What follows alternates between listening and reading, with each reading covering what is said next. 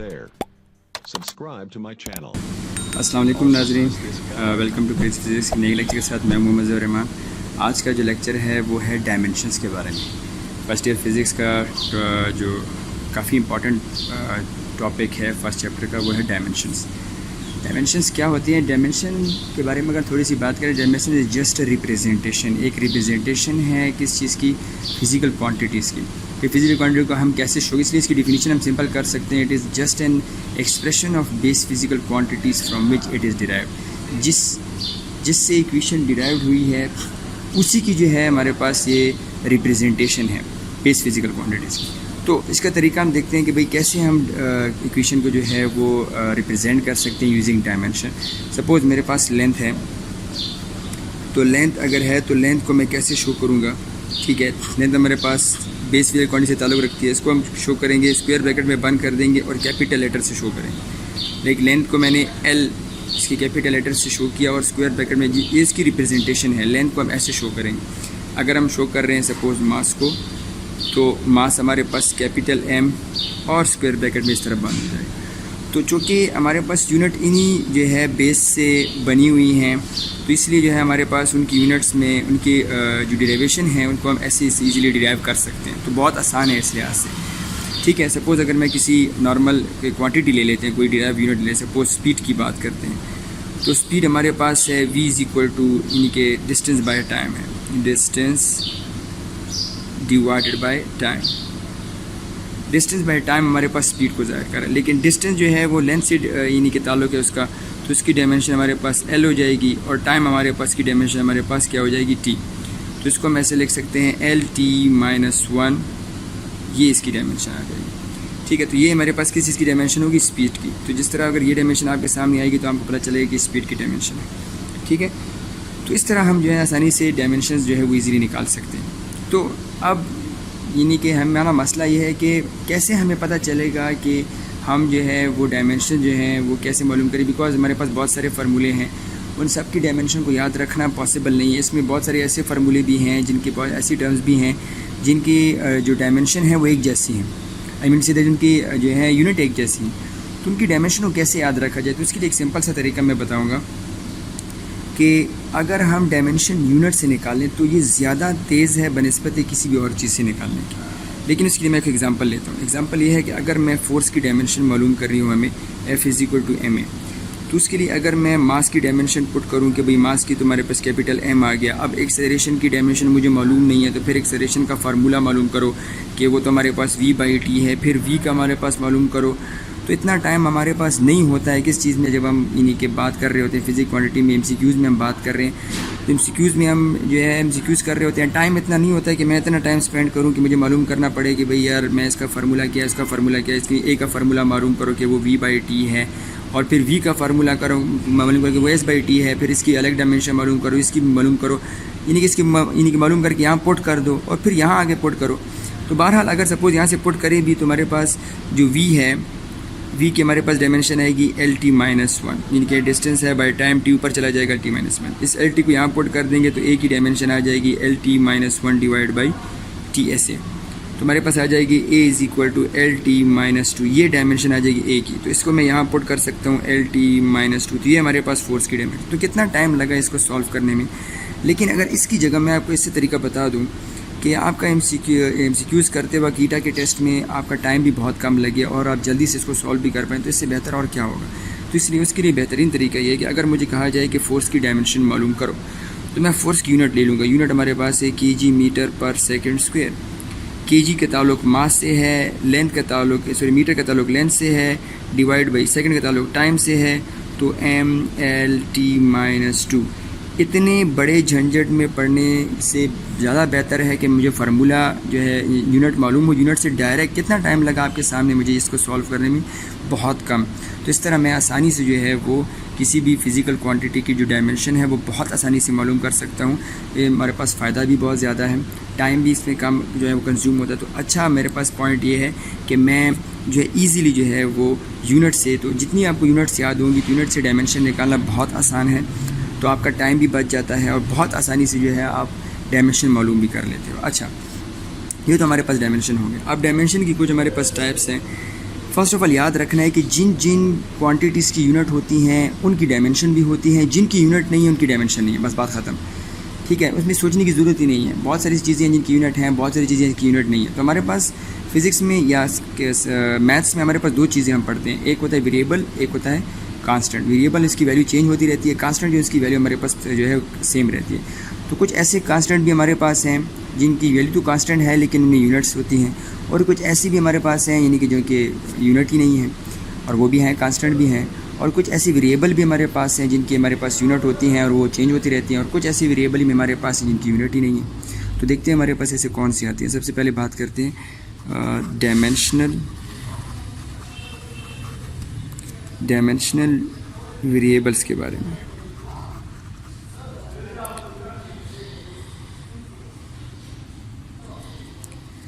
Dimensional variable में वो quantities आएंगी जिनकी डायमेंशन हमारे पास भी हैं और वो वेरिएबल भी हैं। लाइक मैं बात करूँ स्पीड की यूनिट भी है, हर एक चीज़ की स्पीड डिफरेंट होती है। एनर्जी, ठीक है, मोमेंटम एट्सेट्रा। इस तरह हमारे पास बहुत सारे ऐसी डायमेंशन वेरिएबल हैं जिनकी यूनिट्स भी हैं तो और वो वैल्यूज चेंज भी होती रहती हैं, तो वेरिएबल भी है। दूसरा हमारे पास आते हैं डायमेंशनल कांस्टेंट के पास कि डायमेंशन कांस्टेंट्स क्या होते हैं। अब ऐसे कांस्टेंट हमारे पास हैं जिनकी वैल्यू कांस्टेंट है, वो डायमेंशन भी है। जिस तरह स्पीड ऑफ लाइट, उसकी यूनिट हमारे पास है और डायमेंशन भी है, ठीक है। इसके अलावा हमारे पास है ग्रेविटेशनल कांस्टेंट,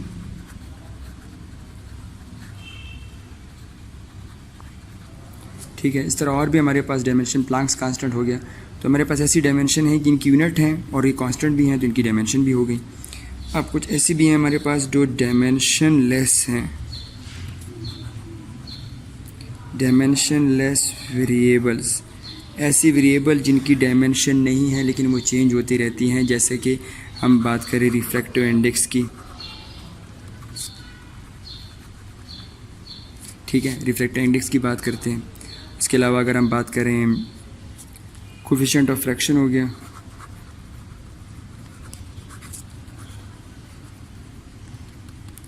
और इक्विलिब्रियम कांस्टेंट हो गया जो हम केमिस्ट्री में लॉ ऑफ एक्शन में पढ़ते हैं। तो हमारे पास डायमेंशन लेस, इनकी यूनिट नहीं है तो डायमेंशन भी नहीं है। और लास्ट में हमारे पास है डायमेंशन लेस कांस्टेंट। तो ऐसे कांस्टेंट कौन से कांस्टेंट है जिनकी डायमेंशन नहीं है और वो कांस्टेंट है। सबसे पहले हमारे पास है प्योर, जितने भी हमारे पास प्योर नंबर्स हैं इनकी डायमेंशन भी नहीं है, और ये हमारे पास जो है कांस्टेंट, लाइक 1 2 3 4, ये हमारे पास कांस्टेंट है, इनकी डायमेंशन यूनिट नहीं है तो डायमेंशन नहीं। पाई की वैल्यू हो गई, आयोटा हो गया हमारे पास, नेचुरल, ये सारे हमारे पास क्या है, कांस्टेंट हैं और इनकी यूनिट नहीं है, इसलिए इनकी डायमेंशन भी नहीं है। तो ये हमारे पास कुछ टर्म्स थी डायमेंशन के लिहाज से जो हमने एक्सप्लेन की। अब इसके बाद हमारे पास क्या इसकी एडवांटेज है कि डायमेंशन हमारे पास कहाँ यूज़ होती है। एडवांटेज हमारे पास दो हैं, दो एडवांटेज हम यहाँ एक्सप्लेन करेंगे। पहला एडवांटेज हमारे पास ये है कि to check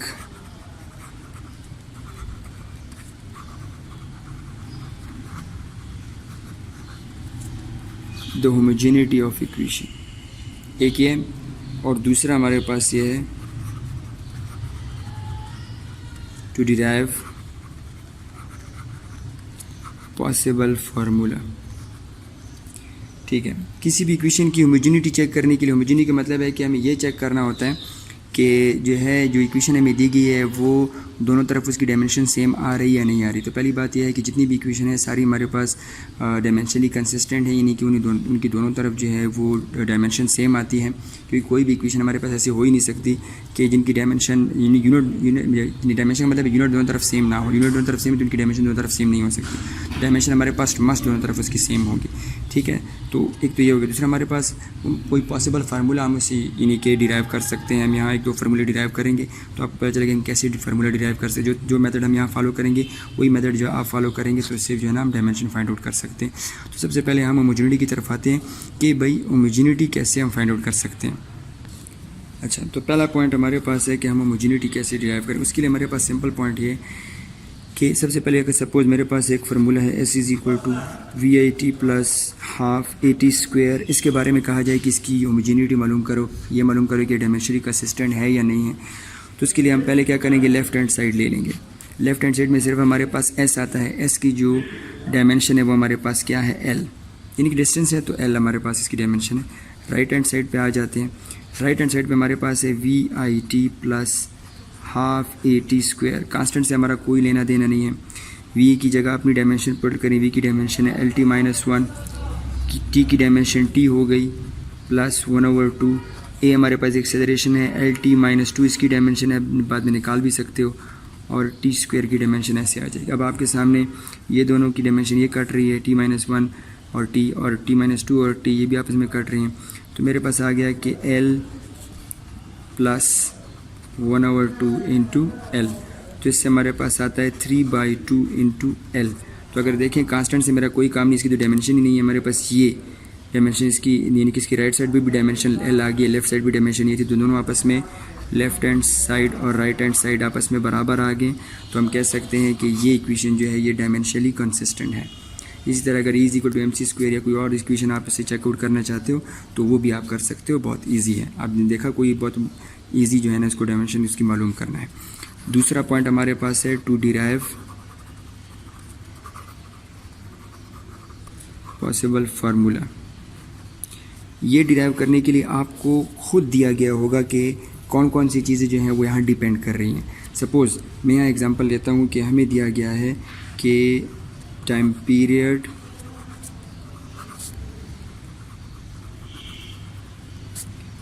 of simple pendulum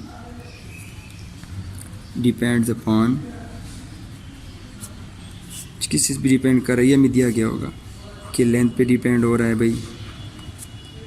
दूसरा हमारे पास जो है वो मास पे डिपेंड कर रहा है। तीसरा हमारे पास जो है वो G पे डिपेंड कर रहा है, ग्रेविटेशन एक्सेलरेशन पे या ग्रेविटेशन फील्ड स्ट्रेंथ पे। और चौथा हमारे पास थीटा यूनिक एंगल पे डिपेंड कर रहा है। ठीक है, तो मैं क्या करूँगा, तरीका क्या है, तरीका ये है इसको सॉल्व करने का कि सब चीज़ें डिपेंडेंट लिखी हैं, तो मैं इसको डिपेंडेंट में लिखूँगा ऐसे कि टाइम पीरियड डिपेंड अपॉन, यानी कि डायरेक्टली पोर्शन लिख दूँगा। इसका तरीका यही है, डायरेक्टली पोर्शन L के साथ डायरेक्टली रिलेशन है, ठीक है, डायरेक्टली M के साथ भी हो गया, डायरेक्टली G के साथ भी हो गया, और डायरेक्टली जो है वो थीटा के साथ भी हो गया। अब आपको कि सर ये तो डायरेक्टली लिंक है ही नहीं, आपने क्यों लिख दिया? क्योंकि डिराइवेशन के थ्रू मुझे फर्स्ट ऑफ ऑल डिराइव करना है। डिराइवेशन के तरीका यही है, इसको मैं डायरेक्टली, कोई भी चीज़ अगर आपको ये डिपेंडेंट में दे देंगे सवाल में, आपको डायरेक्टली प्रोपोर्शन में लिख देना है और उसके बाद उसको सॉल्व करें। अब इसमें क्या करना है, इसके ऊपर जो है हम पावर लिख लेते हैं, इसकी पावर A, इसकी B, ठीक है, इसके हमने लिख दी C और इसके हमने लिख दी D। पावर क्यों लिख दी है? पावर इसलिए लिख दिया है क्योंकि फार्मूले को फाइंड आउट करते वक्त हमारे पास वैल्यू जो है वो पावर में पॉजिटिव भी आ सकती है, नेगेटिव भी आ सकती है, तो इस लिहाज से हमें जो है उसकी पावर लें। अब हमें करना यह है कि इसकी पावर्स में मालूम करें, A, B, C, इनकी पावर मालूम करेंगे और वो पावर वैल्यू इनकी पुट कर देंगे तो हमारे पास वो फार्मूला उस तरह से आ जाएगा। तो इन सबको एक साथ लिख लेते हैं, तो हमारे पास आ जाएगा T is proportional to LA MB GC and theta D। Proportionality sign ख़त्म किया तो हमारे पास आ गया T is equal to K LA MB and GC और थीटा D। ये इक्वेशन हमारे पास आ गई। अब इसमें जो थीटा है, थीटा हमारे पास डायमेंशन लेस वेरिएबल है। थीटा एक डायमेंशन लेस है, इसकी डायमेंशन नहीं होती। जितने भी हमारे पास थीटा हैं, प्लेन एंगल, सॉलिड एंगल, इनकी डायमेंशन नहीं है, इसलिए मैं इसको निकाल देता हूँ। तो मेरे पास जो इक्वेशन है वो आगे T इज़ इक्वल टू, ठीक है, यानी आगे लिख देते हैं। अच्छा, मेरे पास जो इक्वेशन आ गई वो हमारे पास क्या आई है, वो हमारे पास ये आई है कि T इज़ इक्वल टू, यहाँ से देख लेते हैं कि T इज़ इक्वल टू, हमारे पास इक्वेशन आई कि K LA MB GC। तो ये इक्वेशन हमारे पास आ गई है, इसे हम इक्वेशन नंबर 1 का नाम जो है वो दे देते हैं।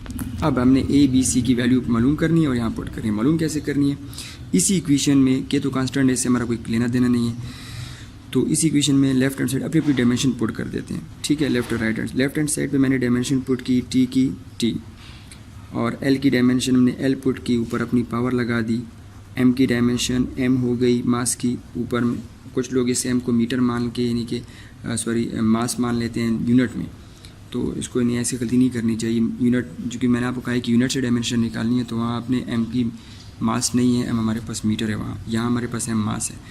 तो जी हमारे पास है ग्रेविटेशन एक्सेलरेशन यानी कि LT-2 होल पावर c। अब थोड़ी तरतीब दे देते हैं, L पावर a अपना लिख लिया, M पावर b ये भी लिख दिया, ठीक है।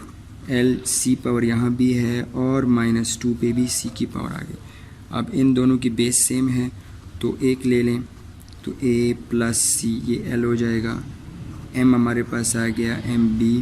ये जोन सा भी आप फार्मूला डिराइव करेंगे तरीका उसका ही होगा। अब लेफ़्ट हैंड साइड पे हमारे पास सिर्फ और सिर्फ टाइम पीरियड वाला है, राइट हैंड साइड पे L, M और T ये तीनों की डायमेंशन आई हुई है।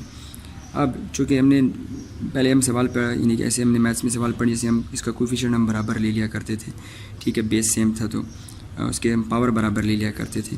तो यहाँ हम जो है ना बेस इसी तरह सेम करेंगे बराबर की दोनों तरफ, ठीक है, बिकॉज मल्टीप्लिकेशन है। तो अगर हम देखें टी के लिए टी की वैल्यू मौजूद है, दोनों की बेस सेम है, उसकी पावर हम बराबर ले, लेकिन एम और एल के लिए कोई वैल्यू नहीं है, तो इसलिए इसको हम थोड़ा सा ऐसा कर देते हैं कि एल के लिए एल पावर 0 ले लेते हैं और एम के लिए एम पावर 0 ले लेते हैं। इस तरह मैंने कोई ख़ुद से चेंज नहीं किया, ठीक है, ये खुद से चेंज नहीं है, नॉर्मल पॉइंट है, क्योंकि एल पावर 0 और एम पावर 0 से 1 ही आता है, तो वही एक्सप्लेनेशन फिर आ रही है, इसलिए जो है कोई चेंज नहीं हुआ है। कुछ लोग कहते हैं भाई चेंज कहाँ आया, ये तो एल पावर 0 से वही 1 आता है और एम पावर 0 से 1 है। अब लेफ्ट हैंड साइड पर right hand side dimension same हो गई। अब सबसे पहले सपोज हम एम की मालूम करते हैं, तो लेफ्ट हैंड साइड पे एम हमारे पास है M power 0, right hand side पे एम हमारे पास है एम बी, बेस सेम है, पावर हमारे पास बराबर ले लें, बी की वैल्यू क्या आ गई 0, तो हमारे पास बी की वैल्यू मालूम हो गई। अच्छा, अब किस चीज़ को ले लेते हैं, टी को ले लेते हैं, ठीक है। टी लेफ्ट हैंड साइड पे हमारे पास क्या है टी, राइट हैंड साइड पे है T power -2c, base same है तो पावर बराबर ले लें, -2c इज इक्वल टू 1, ठीक है, यहाँ 1 तो है ना, तो c इज इक्वल हमारे पास आ जाएगा -1 डिवाइड बाई 2, तो c भी हमारे पास आ गया। अच्छा, यहाँ कर लेते हैं, ठीक है, बच गया हमारे पास L हमारे पास क्या है, look at this, L left hand side पे L पावर 0 है, ठीक है, वहाँ देख सकते हैं, और राइट हैंड साइड पे हमारे पास L क्या है a प्लस c, ठीक है। तो हम ऐसे ले सकते हैं कि a plus c is equal to 0, base same है, पावर को बराबर ले लिया। अब यहाँ मेरे पास c की वैल्यू मौजूद है -1/2, इसको यहाँ पुट करें, plus into -1/2 is equal to 0, उस तरफ लेके चले जाएँ तो हमारे पास आ जाएगा a इज इक्वल टू 1/2, ठीक है। तो अब a, b और c की वैल्यूज़ हमारे पास आ गई। Putting the values of a, b, c इन 1, जो इक्वेशन नंबर 1 थी हमारे पास, इसमें वैल्यू पुट करते हैं तो क्या आ जाएगा, t is equal to k, l power a की वैल्यू हमारे पास क्या है, वो है 1/2, ठीक है, m पावर b की वैल्यू हमारे पास क्या है 0, और जो g है, g की वैल्यू c है, c हमारे पास है -1/2, इस वैल्यू को हमने यहाँ पुट कर दिया है। अब m पावर 0 तो 1 होता है, ये भी हमारे पास निकल जाएगा, तो l पावर 1/2 इस g -1/2 इसको नीचे ले आते हैं, ये 1/2 हो जाएगा। थोड़ा एक स्टेप और एक्सप्लेन करते हैं, k into L by G whole power 1/2 लिख देते हैं ऐसे। अब 1/2 तो किस चीज़ की पावर होती है, अंडर रूट की, तो हम इसको पुट कर लेते हैं, t is equal to k under the root l divided by g। हमारे पास फार्मूला आ गया है, लेकिन इस केस में k किस चीज़ के बराबर है, 2 पाई की, तो हम इसको ऐसे लिख लेते हैं, t is equal to 2 pi under the root l divide by g। तो ये हमारे पास टाइम पीरियड का फार्मूला आ गया है जो हम फाइंड आउट करना चाहते थे। वही फार्मूला हमारे पास आपको नज़र आ रहा है। ये k की वैल्यू जो आपको नज़र आ रही है, हमारा इक्वेशन यहाँ तक हल हुआ था, बिकॉज हमने न्यू इक्वेशन फाइंड आउट करनी थी, वो यहाँ तक आ गई। अब अगर k की वैल्यू आपको फाइंड आउट पता है तो पुट कर लें, जिस तरह मैंने यहाँ पुट कर दी, लेकिन अगर पता नहीं है तो आप जो है ना k की वैल्यू, इक्वेशन आपके यहाँ तक आंसर आ गया, ठीक है, यहाँ तक, बिकॉज मुझे k की वैल्यू पता है, बिकॉज मैं न्यू इक्वेशन डिराइव कर रहा था। तो ये हमारे पास तरीका है कैसे कोई भी इक्वेशन आपको दी जाए, इसके लिए डिपेंडेंट आपको बताई जाएंगी क्वांटिटी कौन सी डिपेंडेंट है, आप उसको आप डायरेक्टली क्वेश्चन में लिख लोगे, फिर उसी तरह जो है इस प्रोसेस में उसे ले आओगे, ABC की पावर फाइंड आउट करके यहाँ पुट कर दोगे डायमेंशन के ज़रिए। लेकिन ये तरीका करना लाजमी है, left hand side right hand side पर डायमेंशन से अगर थोड़ी सी भी गलती हुई तो उसके लिहाज से फार्मूला गलत आएगा, इसलिए बहुत केयरफुल रहना है आपने, ठीक है। सो उम्मीद है कि आपको लेक्चर पसंद आया होगा, उम्मीद है कि आपको लेक्चर पसंद आया होगा, तो प्लीज़ और वीडियोस के लिए मेरा चैनल जो है वो सब्सक्राइब करें, लाइक करें, शेयर करें, ताकि और वीडियो जो है और टॉपिक्स